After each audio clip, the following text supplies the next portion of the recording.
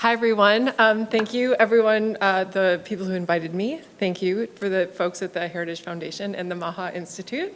I am Sarah Hill, and I am a research psychologist. I've spent the last 25 years of my life studying women, women's brains, and women's psychology. I'm also the author of the book, This Is Your Brain on Birth Control, and the forthcoming book, The Period Brain. And in addition to these roles, I also serve as a science advisor for tech companies like 28 Wellness and Flow Health.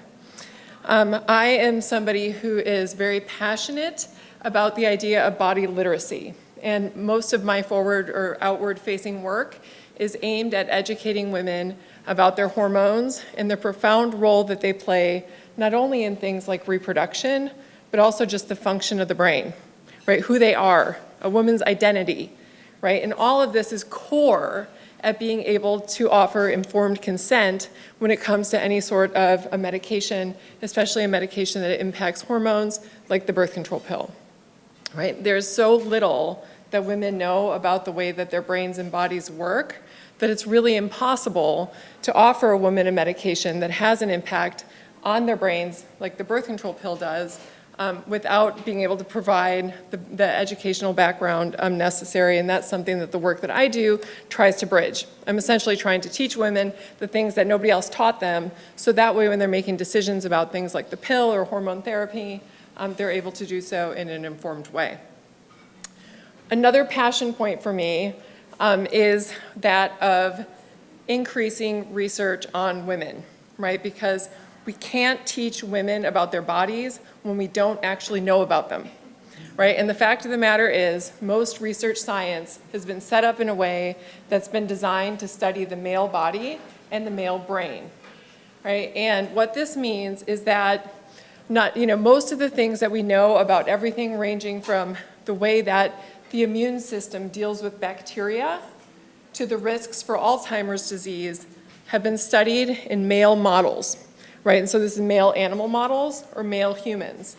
And the fact of the matter is, female bodies are different than male bodies, right? And the way that our bodies deal with bacteria, for example, are sex differentiated, right? Women's immune systems, because of the profound impact that pregnancy has, right, on the functioning of the immune system, which it does, because if your body thinks that something that's rapidly developing in the body that is non-self, right, the fact that our immune system will leave that alone, right, requires a lot of changing of rules, and that's what our hormones do, right? Our hormones shift the rules that our body follows in everything that, like from how our cardiovascular system works to the way that our immune system works, and so on and so forth. So female bodies do things differently than male bodies do, and most of the research that's been done up until this point has been done on male bodies.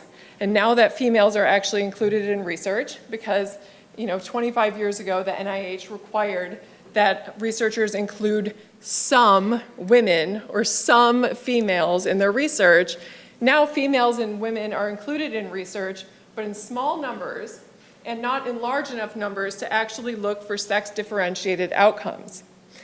And the thing that this, of course, causes problems, right? Because male bodies and female bodies are not the same, right? And so we know very little about female bodies, right? And we know even less about female bodies than you might think, because now that females are included in research, the way that researchers dealt with the issue of the fact that female bodies are different than male bodies is they decided that we need to study females only when they're maximally male across the cycle. And so what this means is that when researchers study women, they do so in the first 5 days of their cycle when hormone levels are low. This means we know almost nothing about the way that the female body responds to anything during the progesterone-rich phase of the cycle, known as the luteal phase. We know very little about how women's bodies respond to things during pregnancy. The only things that we really know about how women's bodies respond to things are when women are maximally male. So, body literacy requires not only education, it requires absolutely scrapping the way that science used to be done and changing the rules, right? And changing the rules in a way that allow women to be studied as women. right? And so I don't have a really nice, neat bow to put on everything I just said as a closing statement, but I'll just, I guess, close with this, and that is that, the future of women's health is about understanding that women's health isn't just gynecology, right? It's about the health of women. So thank you.